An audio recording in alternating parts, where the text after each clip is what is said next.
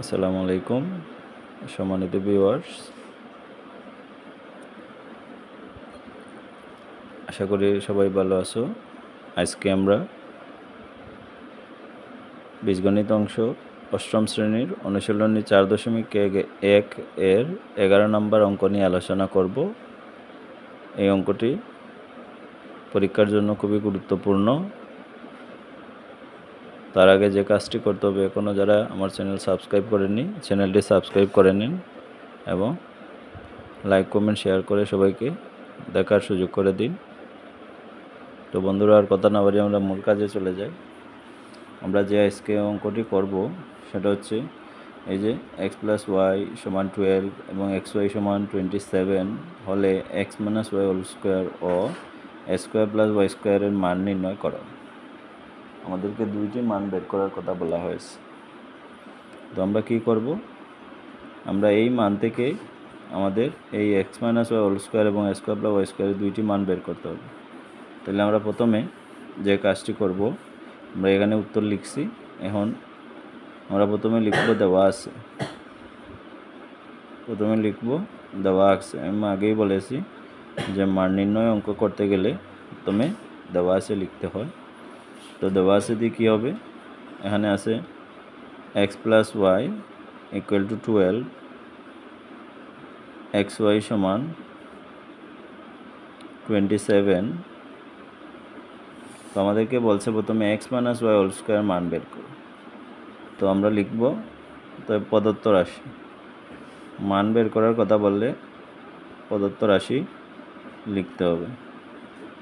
তো আছে আমরা লিখব x - y হোল স্কোয়ার বলতে a - b হোল স্কোয়ারের সূত্র আমাদেরকে জানতে হবে।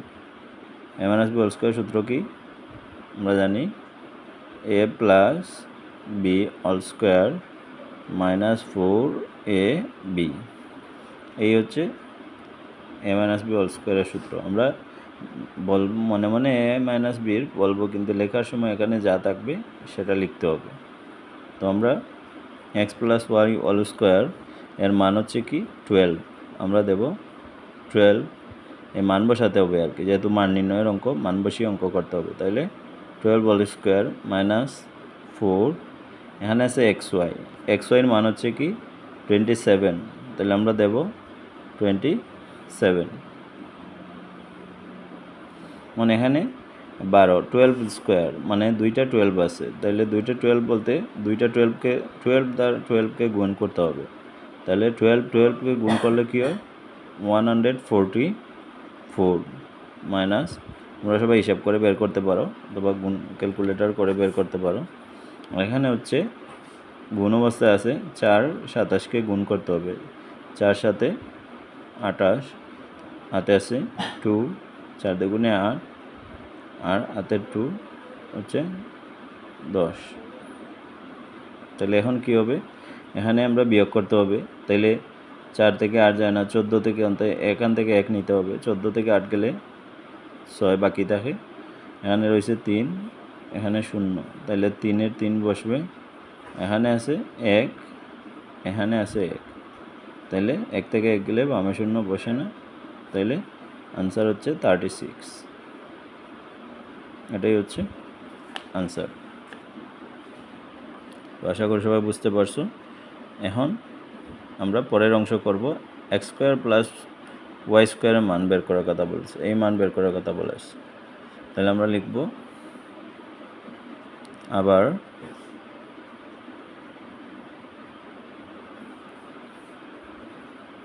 প্রদত্ত রাশি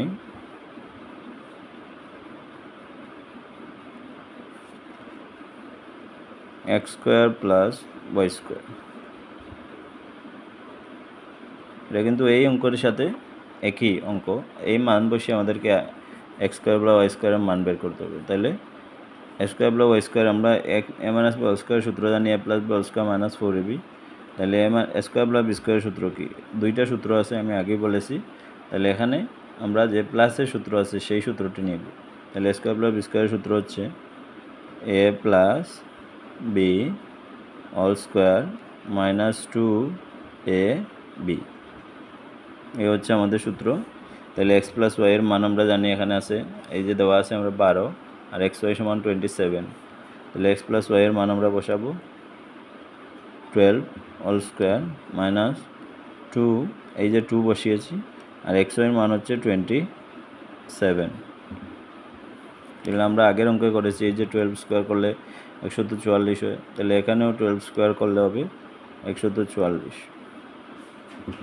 মাইনাস এখানে 27 দ্বারা 2কে গুণ করলে 27 দুগুণে 54, বলতে 54 হবে।